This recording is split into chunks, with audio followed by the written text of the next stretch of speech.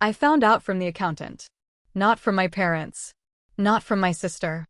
From Marcus Webb, who was 61 years old and had been doing the restaurant's books for 11 years, and who called me on a Tuesday afternoon with the particular quality of someone who has just processed a document they did not expect to process and who is trying to determine the most professional way to communicate what they have processed. Naomi, he said, I need to ask you about a transfer document that came through this morning. My name is Naomi. I am 33 years old. I had been running Clementine's, my parents' restaurant, named for my grandmother, since I was 26 years old. Not helping. Running. The specific complete running of a place that goes from a neighborhood fixture with inconsistent revenue and 3 rotating staff to a destination restaurant with a 6-week wait list, 2 additional staff members, a catering arm, a social media presence, and the particular warm reputation of somewhere that people come back to not because they have to but because they need to. 7 years. I had built 7 years into what Clementine's was. Marcus told me the transfer document moved the restaurant's ownership from my parents' name into my sister Lydia's name, effective the previous Friday. I set the phone down. I sat at the desk in the back office of Clementine's. The back office that I had organized. The desk that I had chosen. The system on the desk that I had built from the particular chaos of a restaurant that had been managed through memory and handshake rather than documentation. I could hear the kitchen. The specific sounds of a Wednesday afternoon prep, the rhythm of the kitchen I had built, the staff I had hired, the recipes I had refined, the supply relationships I had established with the particular careful attention of someone who understood that the difference between a good restaurant and a great one is almost never visible on the plate, but is almost always visible in the foundation beneath the plate. I picked up the phone. I called my parents. My father answered. I said, "Tell me about the transfer." He was quiet for 4 seconds. "Naomi," he said, "we should talk in person." "Yes," I said. "We should have talked in person before Friday."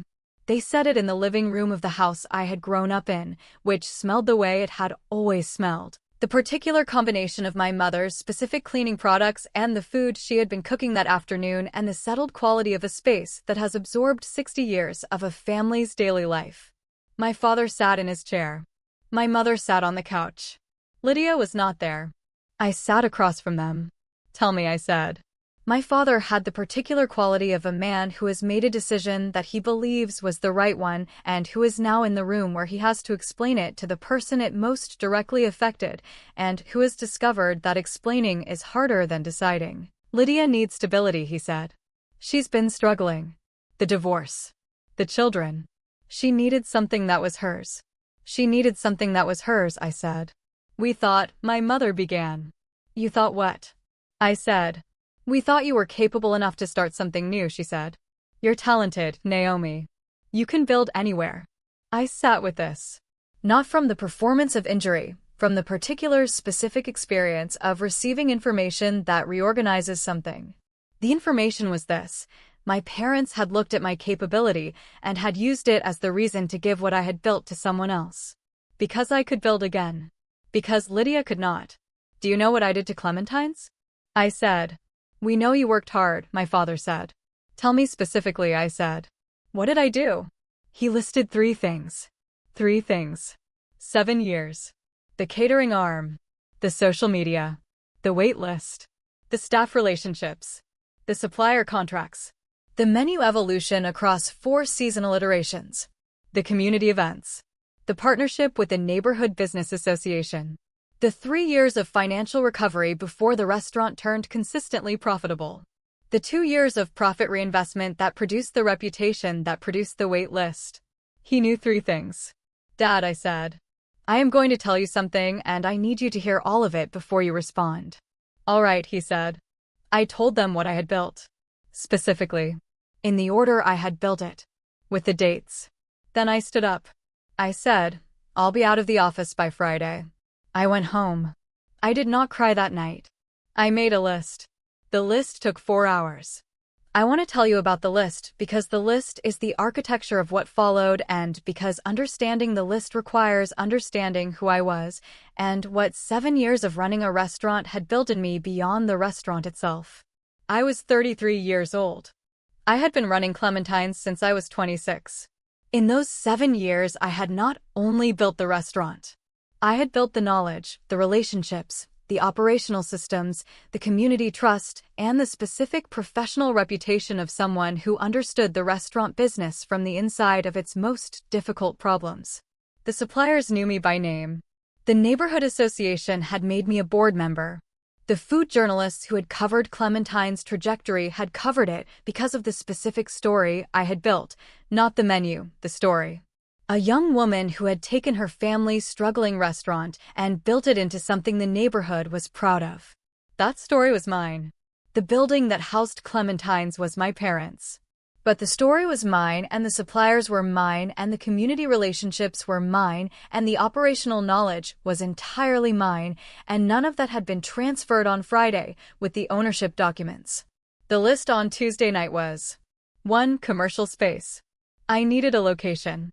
The specific location I had in mind was one I had noticed 2 months earlier, a recently vacated retail space on the opposite side of the street from Clementine's, 4 blocks from where I had grown up.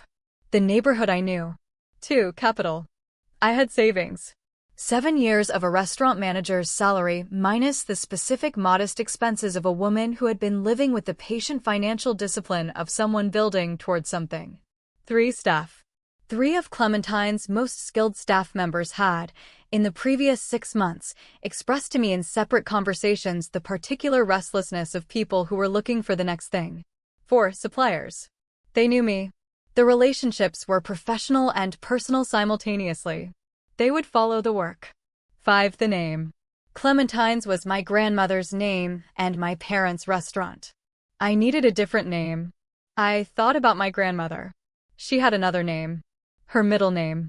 Pearl. I wrote it at the top of the list. Marcus Webb called me on Wednesday morning. Not as the restaurant's accountant. He had told me clearly on Tuesday afternoon that his professional relationship was with the ownership of record, and that his contacting me again was personal rather than professional. He called as the man who had known me since I was 26 and who had watched me build Clementine's with the particular close view of someone who processes every financial decision a business makes and who therefore understands what a business is actually made of, better than almost anyone else. "I'm sorry," he said. "I know," I said. "What are you going to do?" he said. I told him about the list. He was quiet for a moment. "The space across the street," he said. "It's available," I said. "How long has it been vacant?" he said. 6 weeks, I said. "What's the asking rent?" he said. I told him. He was quiet again. "Naomi," he said, "I cannot be your accountant while I am the restaurant's accountant. Those are in conflict." "I know," I said. "But I can tell you this," he said. In 11 years of processing Clementine's books, the systems and processes that produced the financial turnaround that happened in years 4 through 7 were your systems. Not your parents'. Not Lydia's. Yours. Every profitable quarter in that restaurant's recent history has your fingerprints on its operational structure. "Yes," I said. "And those systems travel with you," he said. "Because they exist in your head and in the knowledge you've built, not in the ownership documents." "Yes," I said. "The space across the street," he said. "Yes," I said. 6 weeks vacant means a motivated landlord," he said. "That's what I thought," I said. "Naomi," he said, "when you open, I would like to be your accountant. If you'll have me." I sat with this. "Why?" I said. "Because in 11 years," he said, "I have never watched anyone build something the way you built Clementine's. And I want to watch you do it again." "It won't take as long this time," I said. "No," he said. "It won't." "Thank you, Marcus," I said. "Go negotiate the lease," he said. I went. The space across the street was 1,200 square feet with a kitchen that needed work and a dining room that needed vision, and the particular bones of a room that had been a restaurant before. The ventilation was in the right places. The electrical had been built for commercial cooking equipment. The bathroom configuration was already compliant. I walked through it on Thursday morning. The landlord was a man named Gerald, 54 years old, who had owned the building for 9 years and who had the particular motivated quality of a man who has been carrying a vacant commercial space for 6 weeks and who understands that 6 weeks of vacancy is expensive regardless of the asking rent. I made him an offer. Not the asking rent, a different number. with a specific explanation. I was opening a restaurant. The restaurant would produce foot traffic that would benefit the building and the block. I had 7 years of documented operational experience and a track record that was verifiable, and that would give him confidence in the tenant's ability to sustain the lease. I placed the Clementine's financial summaries on the table in front of him. Not the ownership documents, the financial performance documents that showed the trajectory of the restaurant's revenue under my management. Documents that Marcus had provided to me on Wednesday evening as a personal courtesy rather than in his professional capacity, because the documents reflected my work and he believed I was entitled to use them to demonstrate my capability. Gerald looked at the numbers. He looked at me. "You built this," he said. "Yes," I said. "At this restaurant across the street," he said.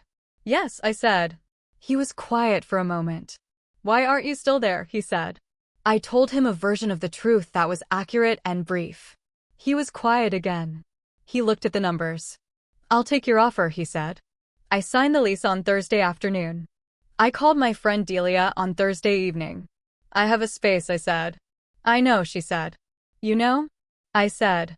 "Marcus called me," she said. "He said you would need a designer by Thursday." "Marcus called you," I said. "He said you were going to open across the street in a month," she said. "He said to be ready."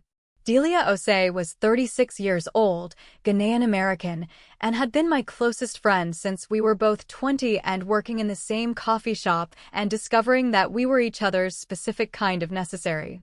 She was also an interior designer who had been building her practice across 8 years with the particular focused attention of someone who understood that the atmosphere of a space is not decoration, but the specific communication of what the space believes about the people who enter it. She walked through the 1,200 square feet on Friday morning. She had a notebook. She walked slowly. She did not speak for 11 minutes. I did not interrupt. When she finished, she sat down on the concrete floor in the center of what would become the dining room, and she looked at the walls and the ceiling and the light that came through the front windows at 9 a.m. with the particular quality of east-facing morning light. "Tell me what Pearl is," she said. "Tell me what you mean," I said. "Clementine's was your grandmother's name," she said. "Pearl is her other name. So tell me who Pearl was, and then I'll know what this room needs to be." I sat on the concrete beside her. I told her. My grandmother Pearl had been a woman of specific dignity, not the performed dignity of someone managing appearances, but the particular settled dignity of someone who had built her life on honesty and care, and who had expressed this in everything she made and served and offered. She had been a cook before she was anything else. Not a chef, a cook, in the specific warm distinction that separates someone who feeds people for commerce from someone who feeds people because feeding is how they love. She had taught me to cook in her kitchen when I was 9 years old. She had said, "Naomi, food is a conversation. You have to mean what you say."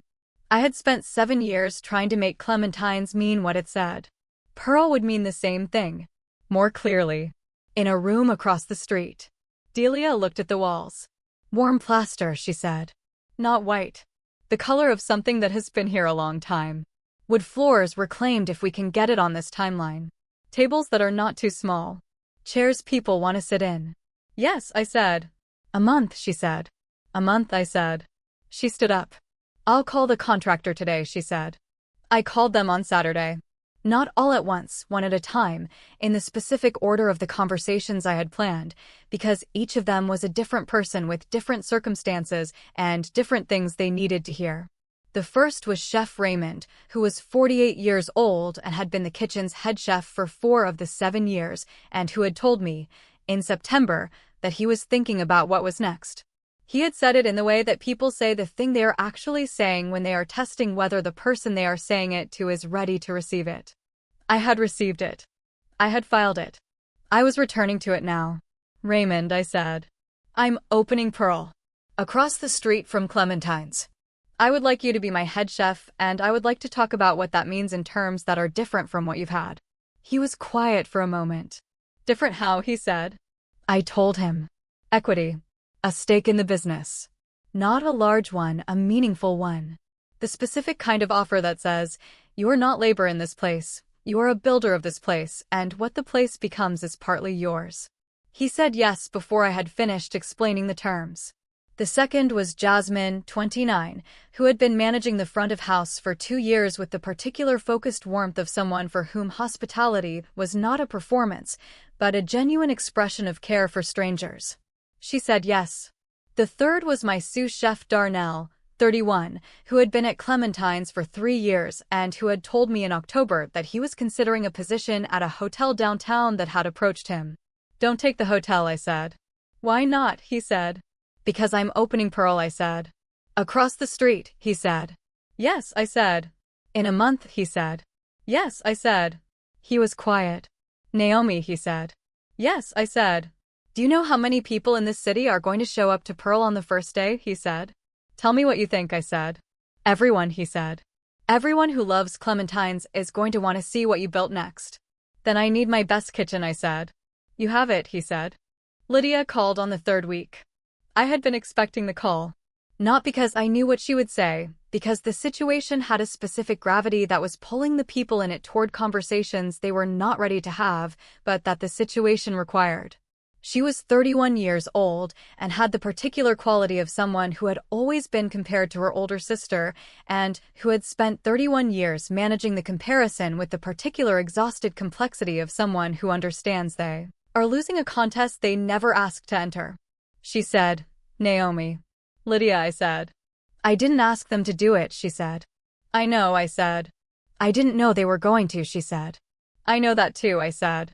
"Does it matter?" she said. I sat with this. "It matters," I said, "in the specific sense that the decision was made about you rather than by you. Which means you didn't do this to me." "They did.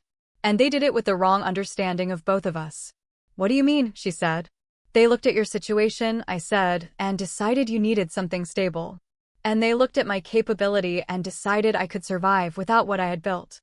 The first reading might be right. The second reading is what I'm going to spend the rest of my professional life disproving." She was quiet. "Naomi," she said. "The restaurant is, I don't know how to run it." "I know," I said. "I don't know the suppliers," she said. "I don't know the staff. I don't know the systems." "I know," I said. "What do I do?" she said. "I thought about this. You call Marcus Webb," I said. "He will give you the financial picture. You talk to the staff and you listen to them. You take the time to learn what has been built." I paused. "And Lydia, you call me. When you need to. Not because I owe you anything. Because the restaurant was named for our grandmother, and because she would not want it to fail." She was quiet for a long time.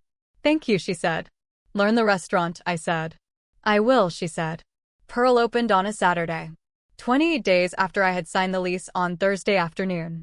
The room looked like what Delia had said it would look like, the color of something that had been there a long time, the reclaimed floors she had sourced through a connection she had from a previous project, the tables that were not too small, the chairs that people wanted to sit in. It smelled of what Raymond had been cooking since 6 a.m. The particular specific warmth of a kitchen that is operating at the quality level of someone who has been told that this is the beginning of something and who has responded to that information by cooking as though the beginning matters as much as anything that follows. Because it does. The beginning always matters. I opened the doors at 11 a.m. There was a line. Not a dramatic line, a specific real line of people who had heard, through the particular social mechanics of a neighborhood, where everyone knows what is happening on every block, that Naomi was opening something across the street from Clementine's, and that it was called Pearl, and that it was ready. Mrs. Patterson from the Neighborhood Association was third in line. She was 72 years old and had been a customer at Clementine's for 11 years and had told me, in the way that older women in neighborhoods sometimes tell the person they believe in what they believe, that she had watched me build something and that she was not going to watch it stay somewhere I no longer was. She sat at the first table. She ordered. I brought her food myself. She ate. She set down her fork. She looked at me. "This is better," she said. "Don't tell Clementine's," I said. She smiled.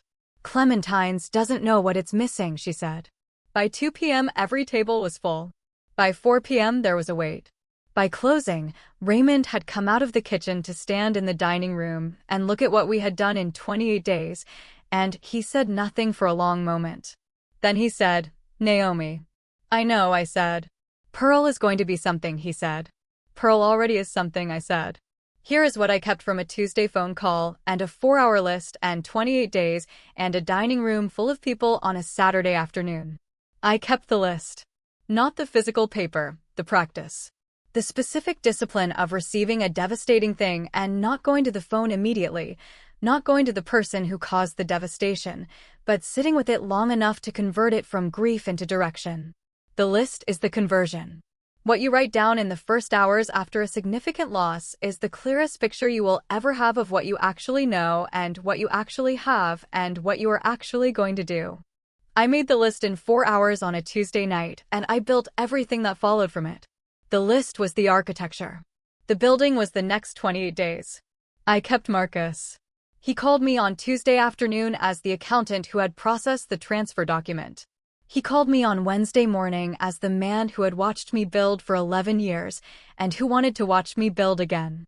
He called Delia before I did because he understood what I was going to need before I had finished understanding it myself. He is Pearl's accountant. He processes the books with the particular care of someone who knows what the numbers represent in the human terms of the work that produced them. I kept Chef Raymond's yes. He said it before I finished explaining the terms.